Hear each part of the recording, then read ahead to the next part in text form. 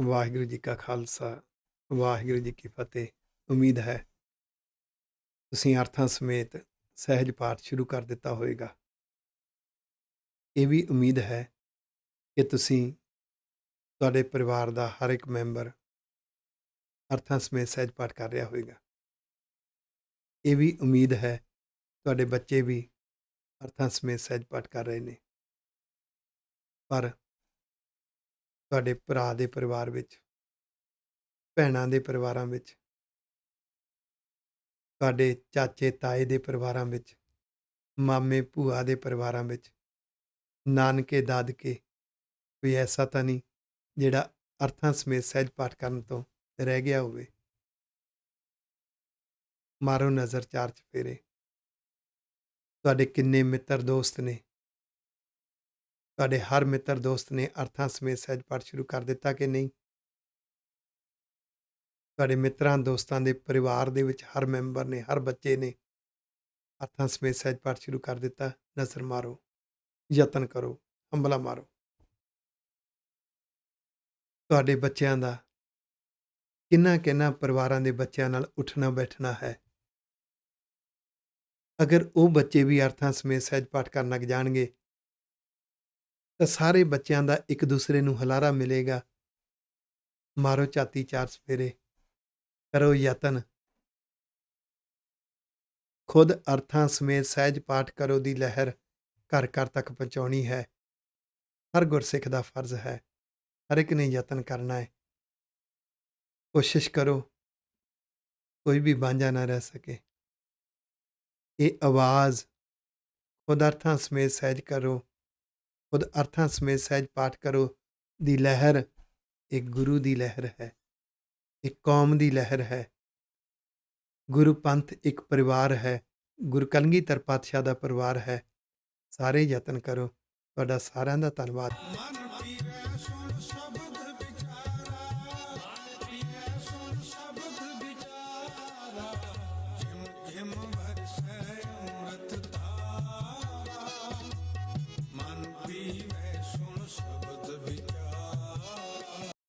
ਵਾਹਿਗੁਰੂ ਜੀ ਕਾ ਖਾਲਸਾ, ਵਾਹਿਗੁਰੂ ਜੀ ਕੀ ਫਤਿਹ।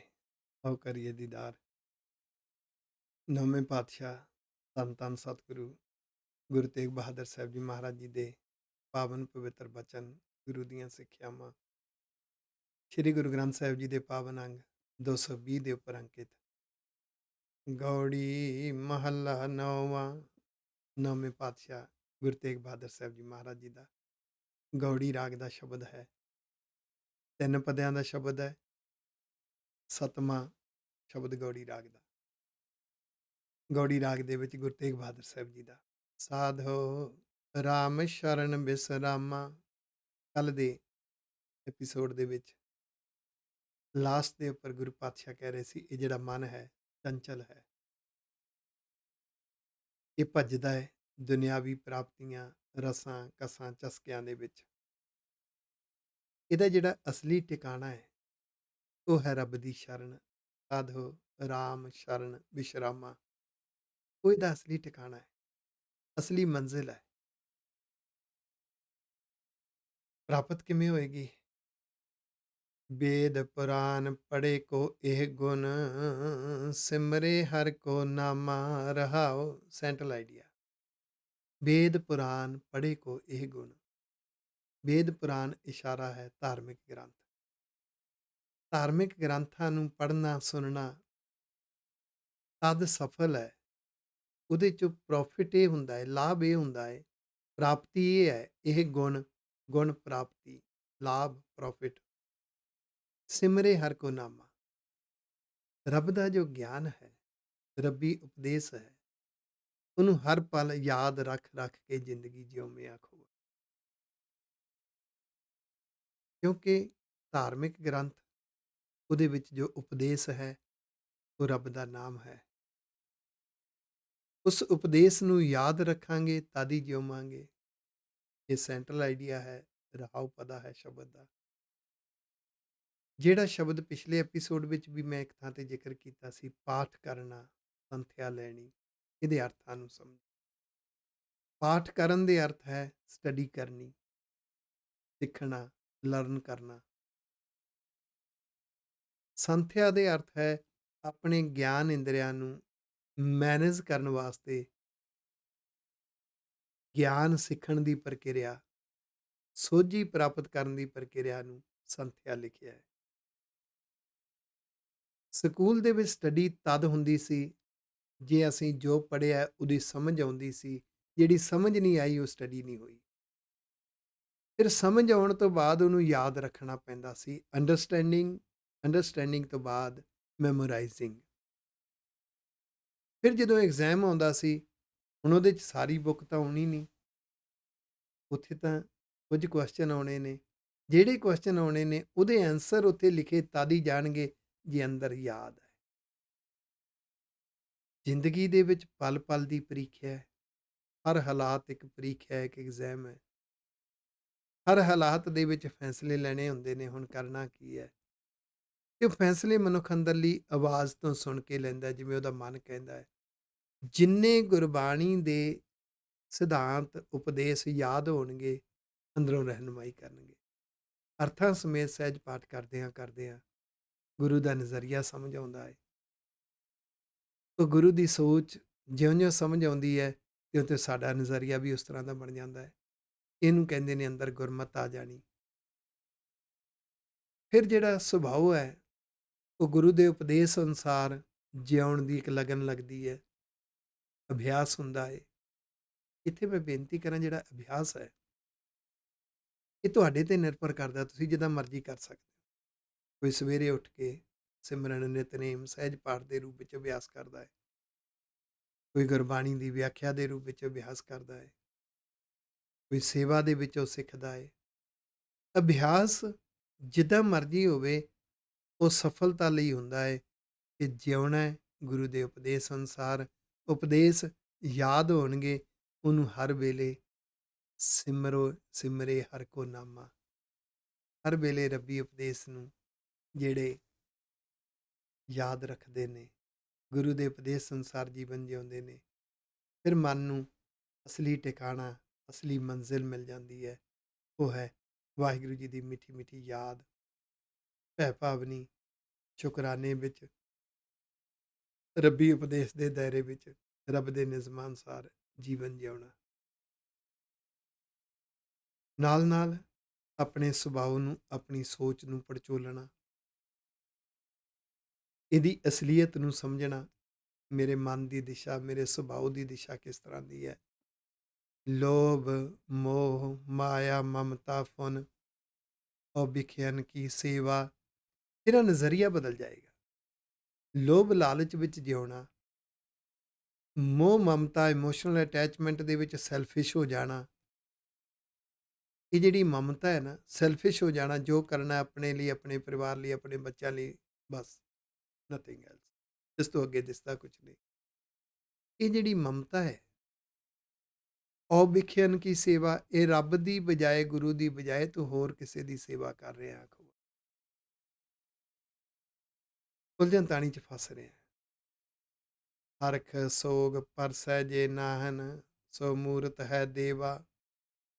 ਪਿਛਲੀ ਪੰਕਤੀ ਨਾਲ ਇੱਕ ਗੱਲ ਇਹ ਸਮਝ ਲਿਓ, ਇਹਦਾ ਮਤਲਬ ਇਹ ਨਹੀਂ ਹੈ ਕਿ ਪਰਿਵਾਰ ਲਈ ਕੁਝ ਕਰਨਾ ਨਹੀਂ, ਬੱਚਿਆਂ ਲਈ ਕੁਝ ਕਰਨਾ ਨਹੀਂ, ਕਰਨਾ ਹੈ। ਇਹ ਸੋਚ ਕੇ ਕਰਨਾ ਹੈ ਕਿ ਬਤੌਰ ਬਾਪ, ਬਤੌਰ ਮਾਂ, ਮੇਰੀ ਰੱਬ ਨੇ ਜ਼ਿੰਮੇਵਾਰੀ ਲਾਈ ਹੈ ਬੱਚਿਆਂ ਲਈ ਕੁਝ ਕਰਨਾ। ਬਤੌਰ ਪਤੀ ਮੇਰੀ ਜ਼ਿੰਮੇਵਾਰੀ ਹੈ ਪਤਨੀ ਲਈ ਕੁਝ ਕਰਨਾ, ਪਤਨੀ ਦੀ ਜ਼ਿੰਮੇਵਾਰੀ ਲਾਈ ਹੈ ਰੱਬ ਨੇ ਕਿ ਪਤੀ ਲਈ ਕੁਝ ਕਰਨਾ। ਇਹ ਰਿਸ਼ਤੇਦਾਰੀਆਂ, ਇਹ ਸਾਡੇ ਰਿਸ਼ਤੇ, ਇਹ ਜ਼ਿੰਮੇਵਾਰੀਆਂ ਨੇ। ਤੇ ਇਹਨਾਂ ਨੂੰ ਰੱਬ ਦੀਆਂ ਲਾਈਆਂ ਜ਼ਿੰਮੇਵਾਰੀਆਂ ਸਮਝ ਕੇ ਨਿਭਾਉਣਾ ਹੈ। ਤੇ ਇਹ ਰੱਬ ਦੀ ਸੇਵਾ ਸਮਝਣਾ ਹੈ ਕਿ ਮੇਰੀ ਜ਼ਿੰਮੇਵਾਰੀ ਲਾਈ ਹੈ, ਬਸ ਜ਼ਿੰਮੇਵਾਰੀ ਨਿਭਾਉਣਾ ਮੇਰੀ ਸੇਵਾ ਹੈ। ਪਰ ਇਹਦੇ ਵਿੱਚ ਇਤਨਾ ਸੈਲਫਿਸ਼ ਨਹੀਂ ਹੋਣਾ ਕਿ ਤੇਥੋਂ ਜ਼ਿੰਦਗੀ ਦਾ ਬੈਲੈਂਸ ਨਾ ਬਣ ਸਕੇ। ਗੁਰੂ ਲਈ, ਗੁਰੂ ਦੀ ਕੌਮ ਲਈ, ਪਰਉਪਕਾਰ ਲਈ, ਸਮਾਜ ਲਈ ਤੂੰ ਕੁਛ ਵੀ ਨਾ ਕਰ ਸਕੇ। ਦੇਖੀ ਕਿਤੇ ਐਸਾ ਨਾ ਉਲਝ ਜਾਏ।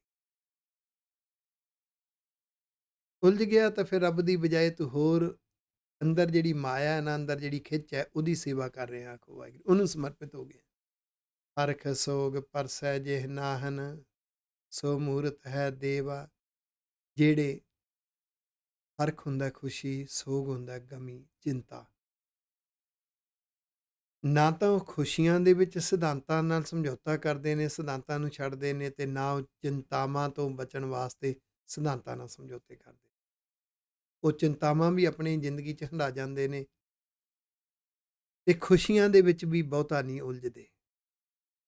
ਜਿਹੜੇ ਲੋਕ ਸ਼ੁਰੂ-ਸ਼ੁਰੂ ਦੇ ਵਿੱਚ ਜਦੋਂ ਕੋਈ ਸਿੱਖ ਪਰਿਵਾਰ ਵਿੱਚ ਪੈਦਾ ਹੁੰਦਾ ਹੈ, ਜਦੋਂ ਸਿੱਖੀ ਤੋਂ ਦੂਰ ਜਾਂਦਾ ਹੈ, ਗੱਲ ਯਾਦ ਰੱਖਿਓ, ਉਹ ਆਪਣੇ ਮਿੱਤਰਾਂ ਦੋਸਤਾਂ ਦੇ ਵਿੱਚ, ਉਹ ਸੰਗੀਆਂ ਦੇ ਵਿੱਚ, ਉਹ ਸੰਗ ਦੇ ਰਸ ਮਾਣਦਾ ਹੈ।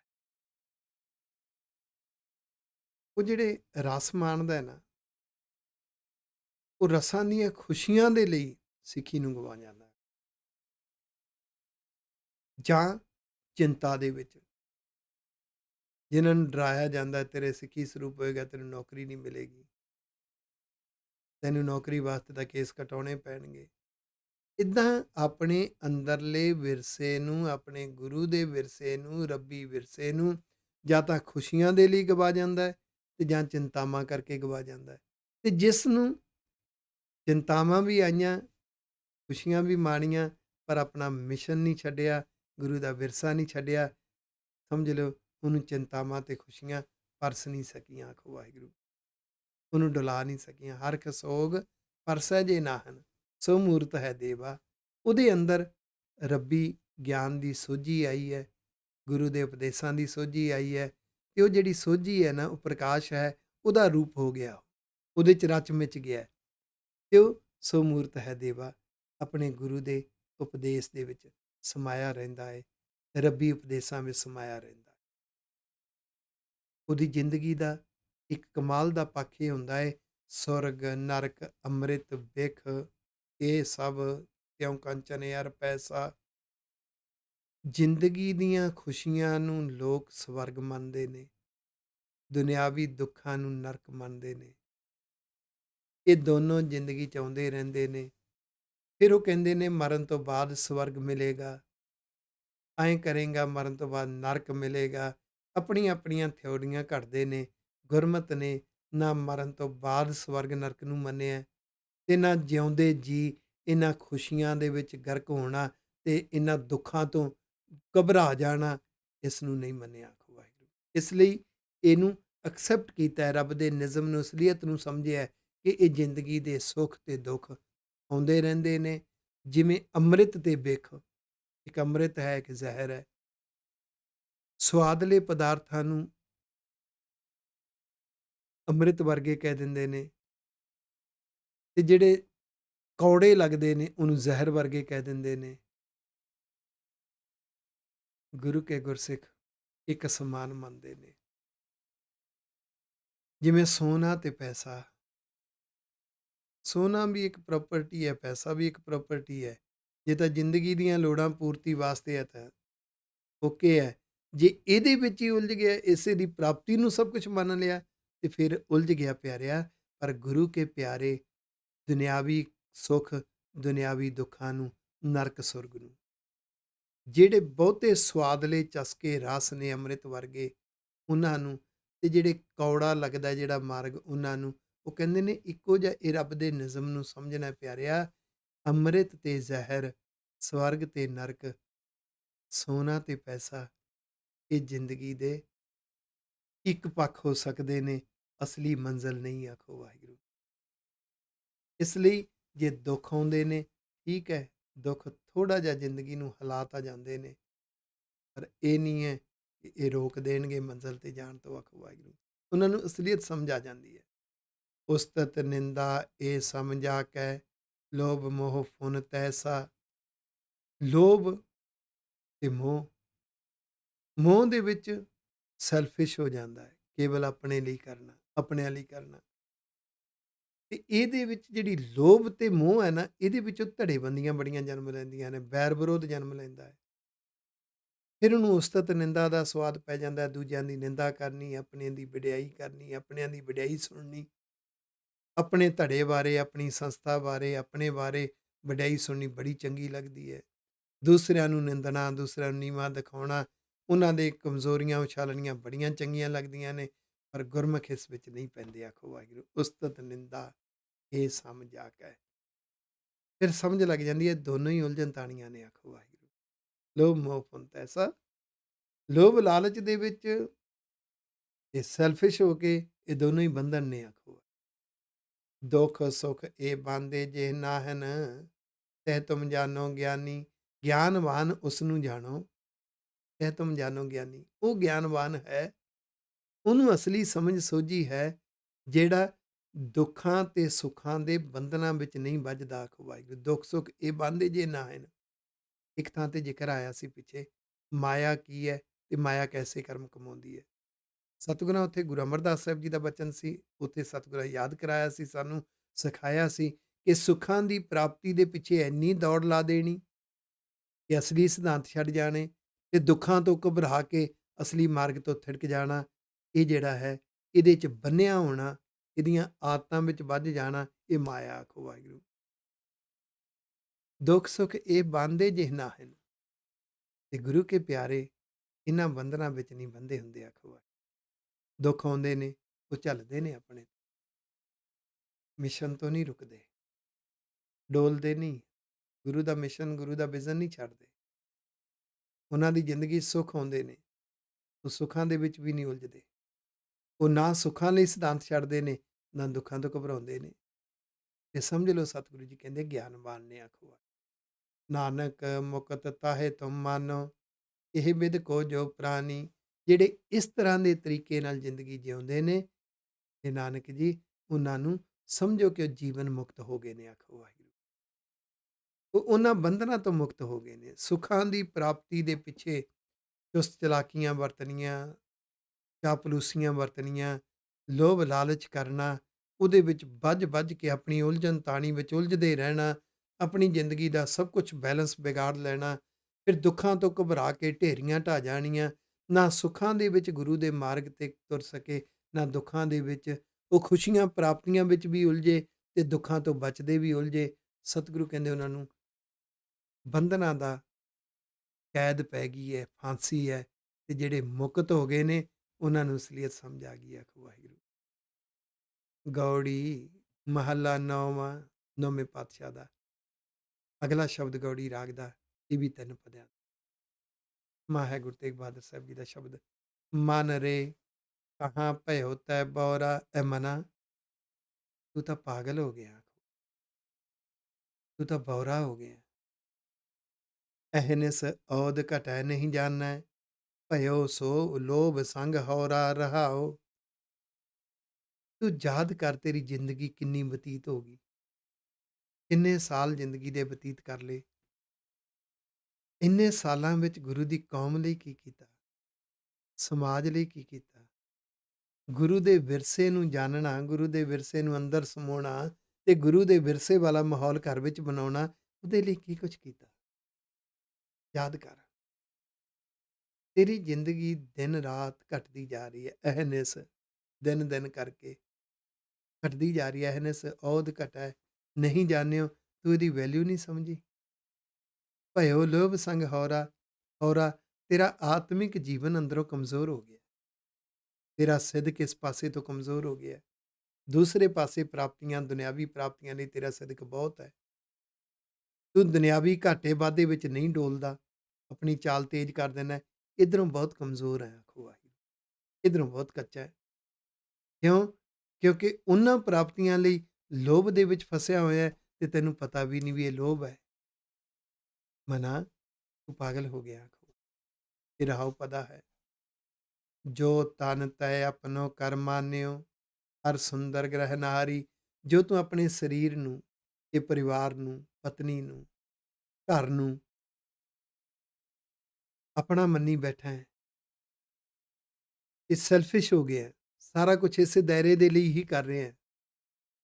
ਇਨ ਮੈਂ ਕਛ ਤੇਰੋ ਰੇ ਨਾਹਨ, ਦੇਖੋ ਸੋਚ ਵਿਚਾਰੀ।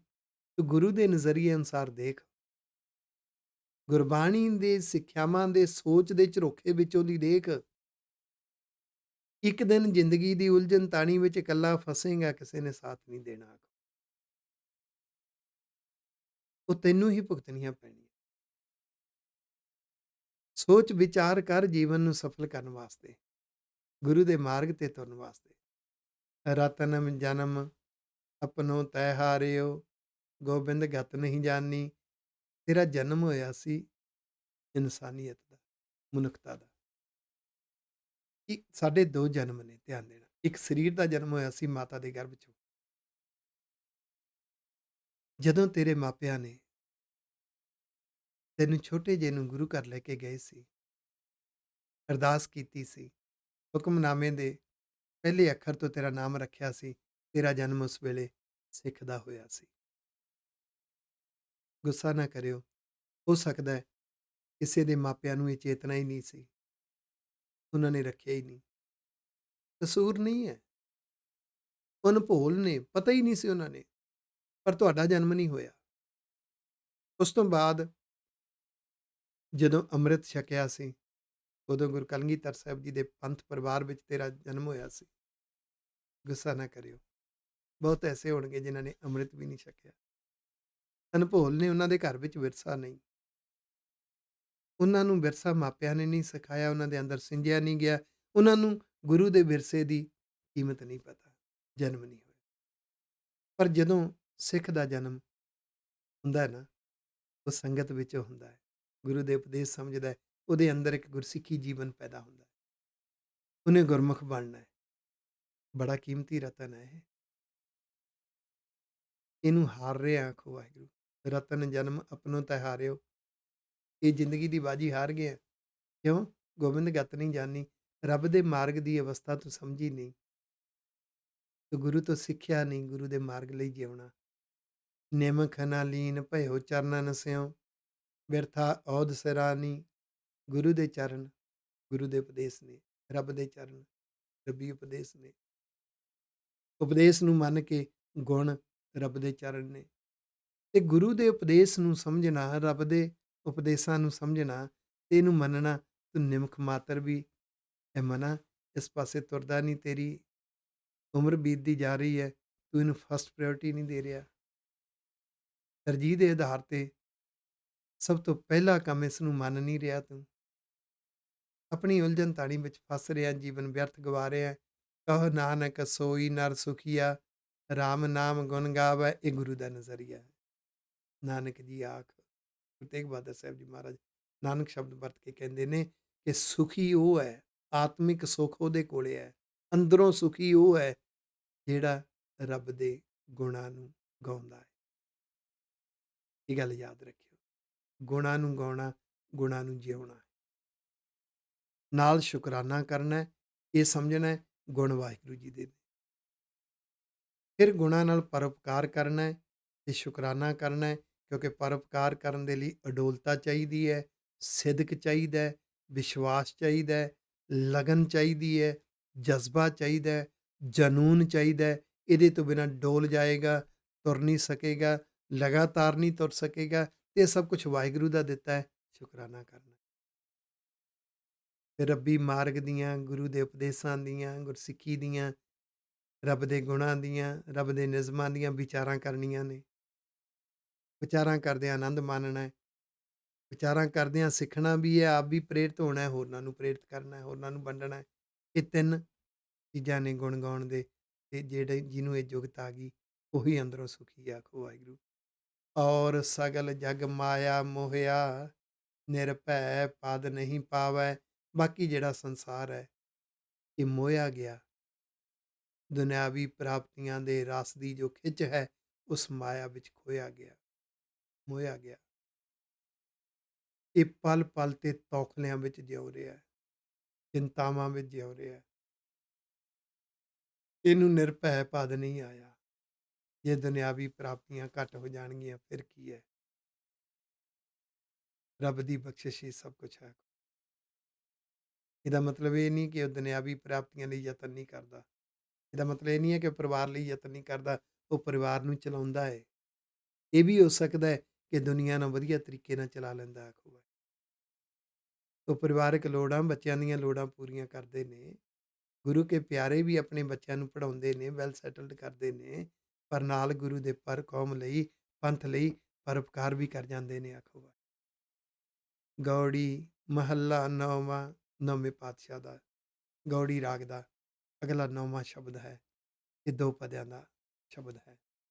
ਨਰ ਅਚੇਤ ਪਾਪ ਤੇ ਡਰ ਰੇ, ਇਹ ਅਚੇਤ ਮਨਾ, ਇਹ ਸੁੱਤੇ ਹੋਏ ਮਨੁੱਖ, ਇਹ ਅੰਦਰੋਂ ਲਾਪਰਵਾਹ ਹੋਇਆ ਮਨੁੱਖ, ਨਰ ਤੂੰ ਰੱਬ ਦੇ ਮਾਰਗ ਤੇ, ਰੱਬੀ ਮਿਸ਼ਨ ਤੇ, ਪਰਉਪਕਾਰ ਦੇ ਮਿਸ਼ਨ ਤੇ ਤੁਰਨ ਤੋਂ ਲਾਪਰਵਾਹ ਹੋ ਗਿਆ ਹੈ।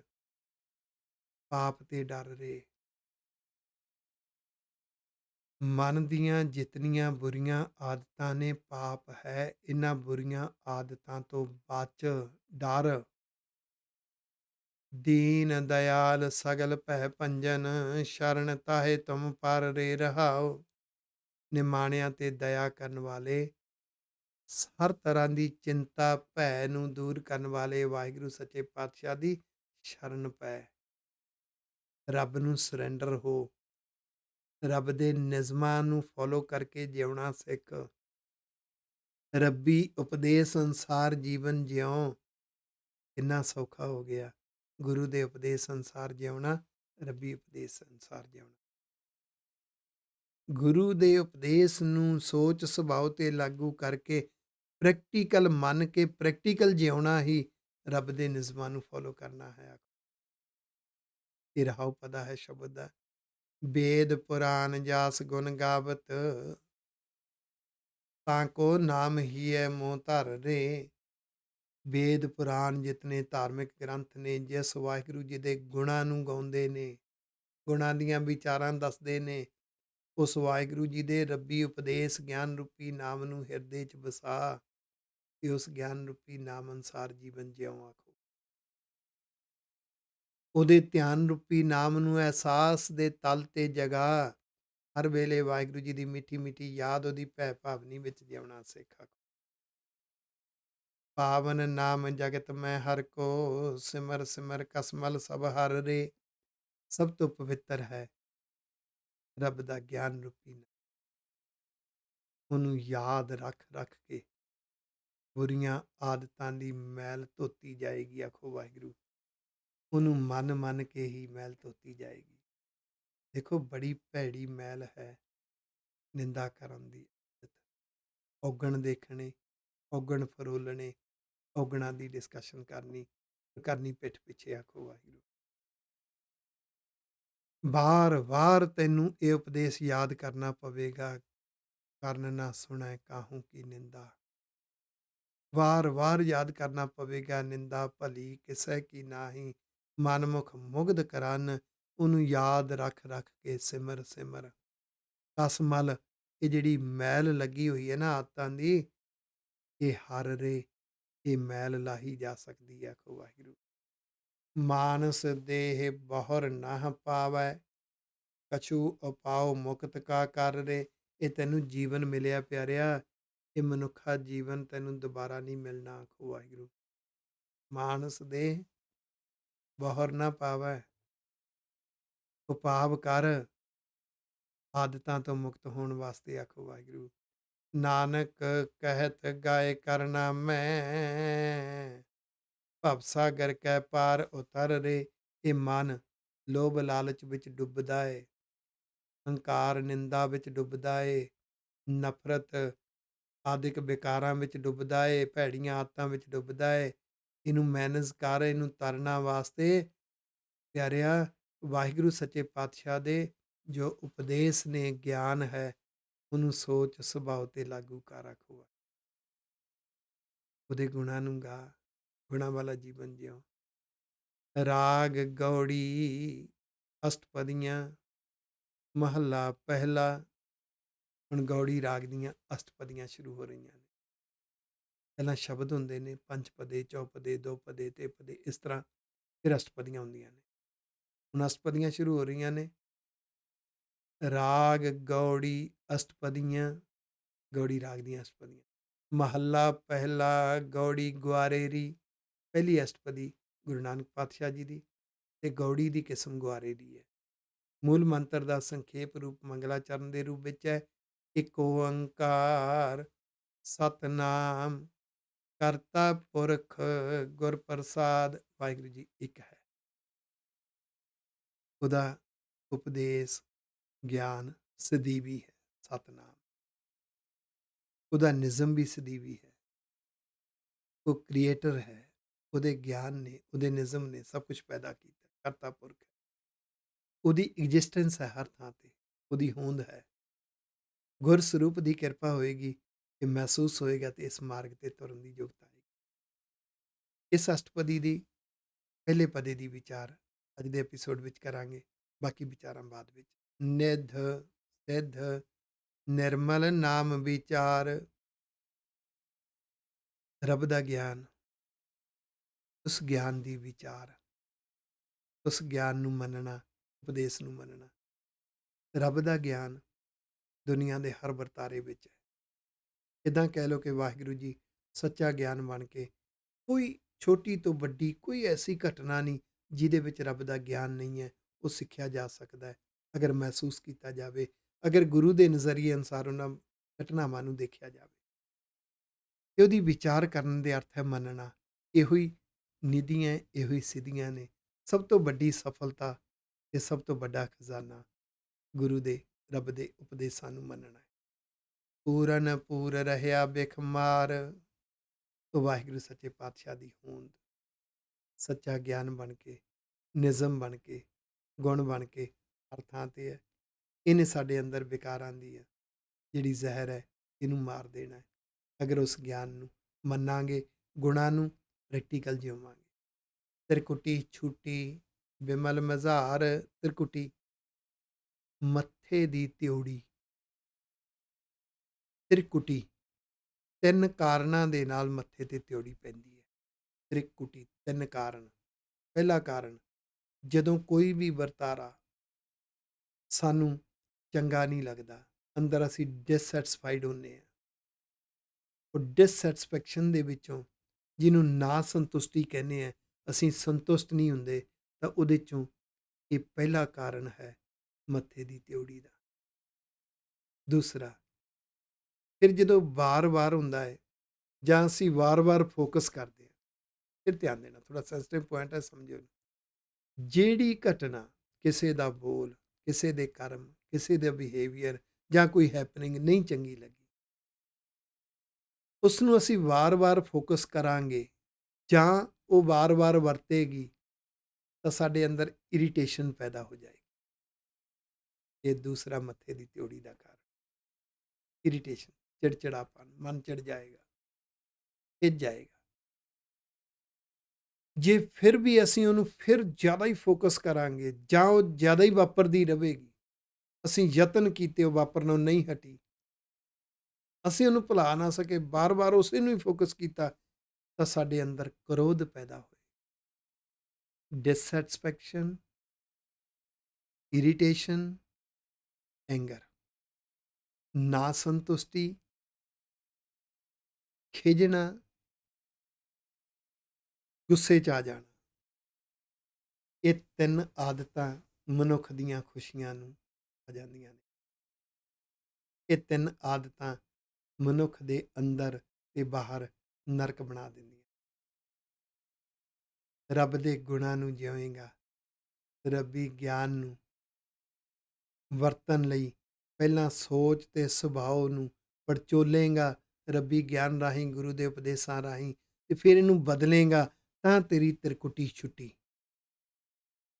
ਫਿਰ ਤੈਨੂੰ ਪਤਾ ਲੱਗੇਗਾ ਕੋਈ ਵੀ ਵਰਤਾਰਾ ਐਸਾ ਨਹੀਂ ਜਿਹੜਾ ਰੱਬ ਦੇ ਨਿਯਮ ਤੋਂ ਬਾਹਰ ਹੋਵੇ। ਫਿਰ ਹਰ ਵਰਤਾਰੇ ਵਿੱਚ ਰੱਬ ਦਾ ਗਿਆਨ ਹੈ, ਖਿਝਣ ਦੀ ਕੀ ਲੋੜ ਹੈ, ਹਰ ਵਰਤਾਰੇ ਵਿੱਚੋਂ ਕੁਝ ਸਿੱਖਣਾ ਹੈ। ਜਿਹੜੇ ਵਰਤਾਰੇ ਦੁਖੀ ਕਰਦੇ ਨੇ, ਉਹਦੇ 'ਚ ਵੀ ਸਿੱਖਣ ਦੀ ਯੋਗਤਾ ਆ ਜਾਂਦੀ ਹੈ। ਤਿਰਕੁਟੀ ਛੁੱਟੀ ਬਿਮਲ ਮਜ਼ਾਰ, ਅੰਦਰ ਇੱਕ ਨਿਰਮਲ ਵਿਚਾਰਧਾਰਾ ਚੱਲ ਪਈ। ਆਖੋ ਵਾਹਿਗੁਰੂ। ਬਿਮਲ, ਮਾਲ ਤੋਂ ਰਹਿਤ, ਨਿਰਮਲ ਵਿਚਾਰਧਾਰਾ ਬਣੀ ਕਿਵੇਂ?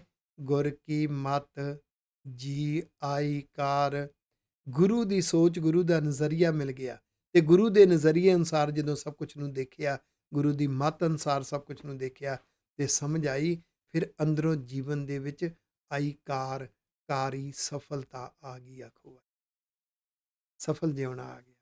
ਸਤਿਗੁਰੂ ਕਿਰਪਾ ਕਰ। ਗੁਰਬਾਣੀ ਦੇ ਅਰਥਾਂ ਨੂੰ ਸਮਝਣਾ ਹੈ, ਰਮਜ਼ਾਂ ਨੂੰ ਸਮਝਣਾ ਹੈ, ਗੁਰੂ ਦੇ ਨਜ਼ਰੀਏ ਨੂੰ ਸਮਝਣਾ ਹੈ। ਅਸੀਂ ਦੁੱਖਾਂ ਨੂੰ, ਸਾਡੇ ਨਜ਼ਰੀਏ ਅਨੁਸਾਰ ਦੁੱਖ ਸਾਨੂੰ ਕਿੱਦਾਂ ਲੱਗ ਰਹੇ ਨੇ, ਗੁਰੂ ਸਾਹਿਬ ਦਾ ਨਜ਼ਰੀਏ ਅਨੁਸਾਰ ਦੁੱਖ ਕੀ ਨੇ। ਜੋ ਗੁਰੂ ਦਾ ਨਜ਼ਰੀਆ ਹੈ, ਉਹ ਗੁਰਬਾਣੀ ਵਿੱਚੋਂ ਲੱਭਦਾ ਹੈ ਤੇ ਉਸ ਨਜ਼ਰੀਏ ਅਨੁਸਾਰ ਜੋ ਜਿਉਇਆ ਜਾਂਦਾ ਹੈ, ਉਹ ਗੁਰੂ ਦੇ ਇਤਿਹਾਸ ਵਿੱਚੋਂ ਲੱਭਦਾ ਹੈ। ਗੁਰੂ ਸਾਹਿਬ ਤੇ ਜਦੋਂ ਦੁੱਖ ਆਉਂਦੇ ਨੇ, ਗੁਰੂ ਸਾਹਿਬ ਉਹਨਾਂ ਦੁੱਖਾਂ ਨੂੰ ਕਿੱਦਾਂ ਜਿਉਂਦੇ ਨੇ, ਆਖੋ ਵਾਹਿਗੁਰੂ। ਉਹ ਨਜ਼ਰੀਆ ਅੰਦਰ ਕੀ ਹੁੰਦਾ ਹੈ, ਅੰਦਰ ਸੋਚ ਕੀ ਹੁੰਦੀ ਹੈ, ਉਹ ਪ੍ਰੋਸਪੈਕਟਿਵ, ਉਹ ਪੁਆਇੰਟ ਆਫ ਵਿਊ ਕਿਸ ਤਰ੍ਹਾਂ ਦਾ ਹੁੰਦਾ ਹੈ, ਉਹ ਗੁਰਬਾਣੀ 'ਚੋਂ ਲੱਭੇਗਾ ਤੇ ਉਹਨੂੰ ਜਿਉਇਆ ਕਿਵੇਂ ਜਾਂਦਾ ਹੈ, ਉਹ ਗੁਰੂ ਇਤਿਹਾਸ ਵਿੱਚੋਂ ਲੱਭਦਾ ਹੈ। ਇਹਨੂੰ ਗੁਰੂ ਵਿਰਸਾ ਕਹਿੰਦੇ ਹਾਂ। ਗੁਰੂ ਵਿਰਸੇ ਨੂੰ ਸਮਝਣਾ ਹੈ, ਜ਼ਿੰਦਗੀ ਜਿਉਣਾ ਹੈ, ਘਰ ਵਿੱਚ ਗੁਰੂ ਵਿਰਸੇ ਵਾਲਾ ਮਾਹੌਲ ਬਣਾ ਕੇ ਰੱਖਣਾ ਹੈ ਤੇ ਬੱਚਿਆਂ ਤੱਕ, ਆਉਣ ਵਾਲੀ ਪੀੜ੍ਹੀ ਤੱਕ ਗੁਰੂ ਵਿਰਸਾ ਵੰਡਣਾ ਹੈ। ਰਲ ਮਿਲ ਕੇ ਯਤਨ ਕਰੀਏ। ਭੁੱਲਾਂ ਚੁੱਕਾਂ ਦੀ ਖਿਮਾ ਜੀ। ਵਾਹਿਗੁਰੂ ਜੀ ਕਾ ਖਾਲਸਾ, ਵਾਹਿਗੁਰੂ ਜੀ ਕੀ ਮਨ ਪੀਵੈ ਸੁਣ ਸ਼ਬਦ ਵਿਚਾਰਾ, ਮਨ ਪੀਵੈ ਸੁਣ ਸ਼ਬਦ